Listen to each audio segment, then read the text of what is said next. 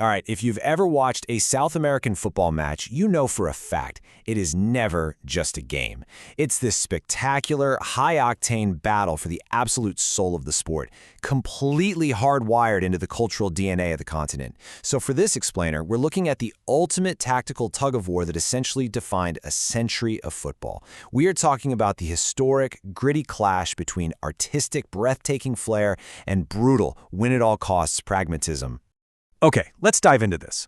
On one side, you have Celtic legend Jimmy Johnstone, right? And he's describing a match against Argentina's Racing Club as pure, unadulterated thuggery. But then, on the exact opposite end of the spectrum, you've got modern tactical genius Pep Guardiola absolutely swooning over the 1982 Brazilian national team. He literally called them the most wonderful team to ever exist. So how on earth do two wildly different philosophies originate from the exact same continent? Well, to understand that, we got to go back to the very beginning. So in Argentina, early football pioneers basically forged their entire national identity around this concept known as La Nuestra, which simply translates to our style. And this wasn't just some tactical setup, it was a deeply romantic philosophy. Back in the early 20th century, La Nuestra celebrated pure individual skill, attacking flair, and just artistic expression. It's fascinating because while their neighbors over in Uruguay were relying on garra charrua, that innate gritty tenacity and never-say-die attitude, Argentina consciously chose a totally different path. To play La Nuestra was a total rejection of rigid European discipline. It was playing the beautiful game exactly the way it was meant to be played. And this brilliantly illustrates the philosophical divide that eventually tore South American football completely in half. On one side, you have La Nuestra, beautiful, flowing, completely reliant on individual brilliance. But on the flip side, you have its dark reflection, anti-football or anti-football.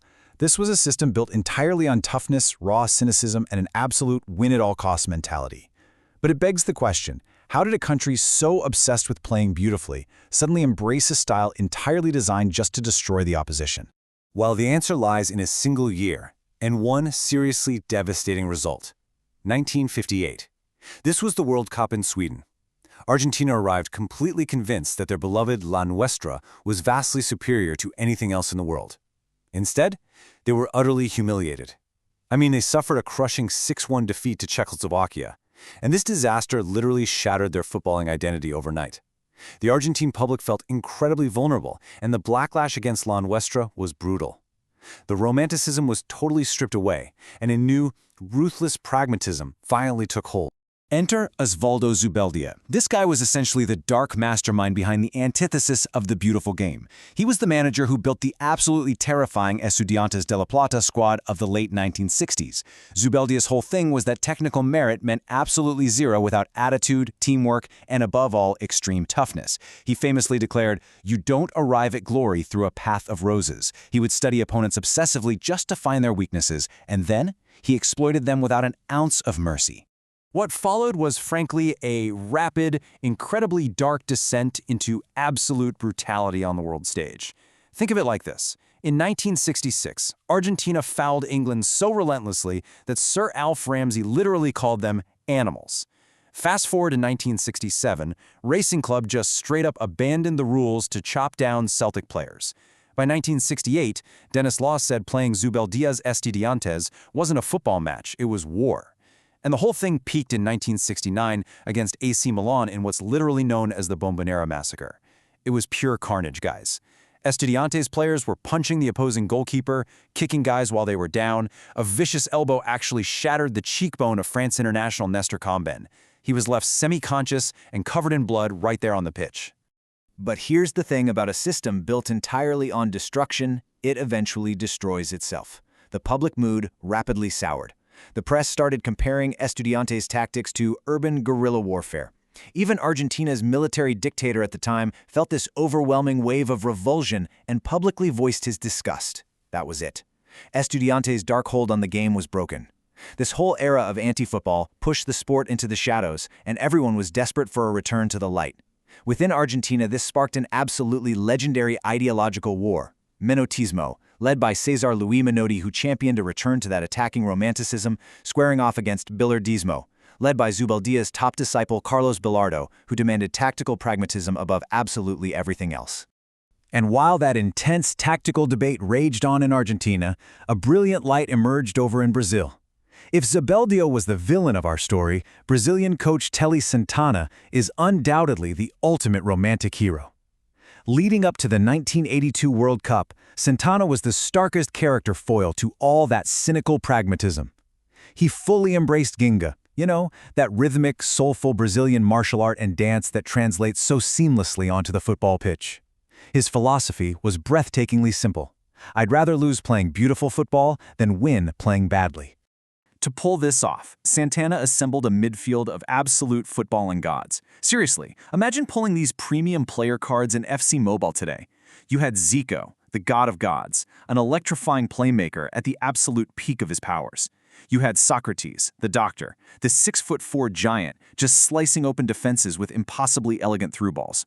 There was Falcao, a cerebral passer, operating basically like a chess grandmaster, and Ader, the cannon, armed with literally one of the most ferocious left feet in football history.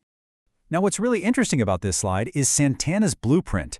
He completely abandoned rigid systematic restrictions in favor of pure intuitive play. Honestly, his players seem to communicate almost telepathically out there.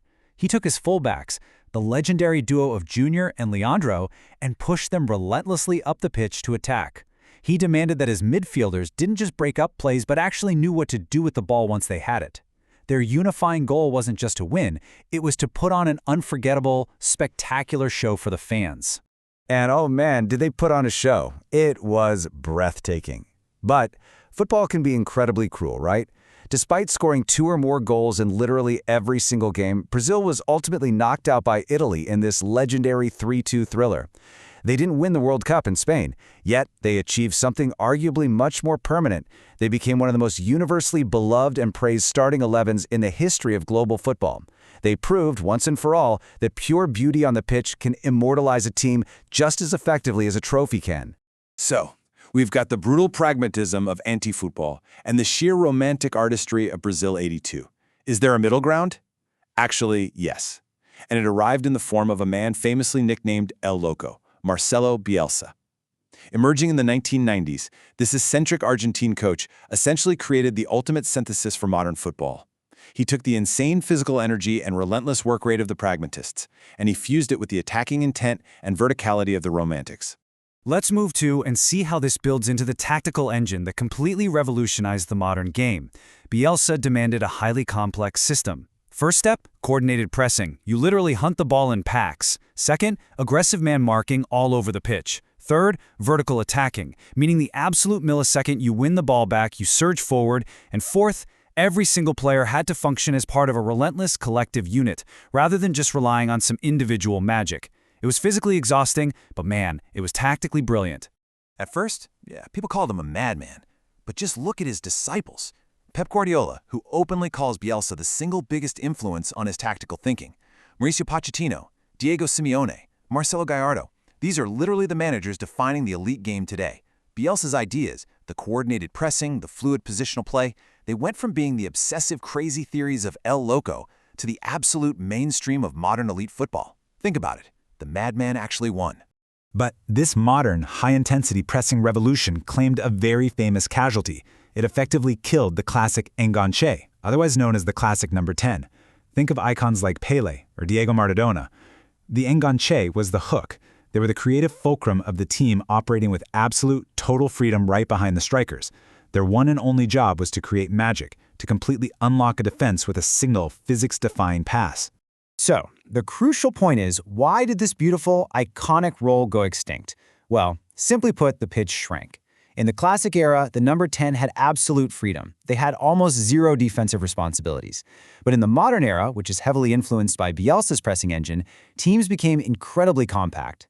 Defensive midfielders, the double pivots, started aggressively patrolling the exact spaces where the classic 10 used to thrive. You just couldn't afford to carry a luxury player who didn't run and track back anymore.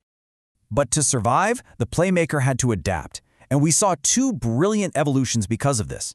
The magic didn't die, it just relocated. Some playmakers moved deep into the midfield, becoming deep-lying playmakers. Think Andrea Pirlo, dictating the whole game with pinpoint long-range passing from a much safer distance. Others pushed way higher up the pitch, becoming false nines like Lionel Messi under Guardiola. The false 9 drops deep from the striker position, dragging defenders completely out of place and creating that exact same creative chaos the classic 10 used to own. Which brings us to the ultimate question of this whole explainer. We've watched football evolve from the pure romanticism of La Nuestra, plunge into the dark depths of anti-football, soar to the dazzling heights of Brazil '82, and finally land in the relentless, systematized pressing engines we see today. So I leave you with this to chew on. In our highly physical, highly tactical modern game, is there actually still room for the pure, unburdened artist to thrive? Or did the tacticians, did the madmen, finally, permanently, win the soul of the beautiful game? Something to think about the next time you tune into a match. Thanks so much for joining me on this deep dive, and as always, keep learning.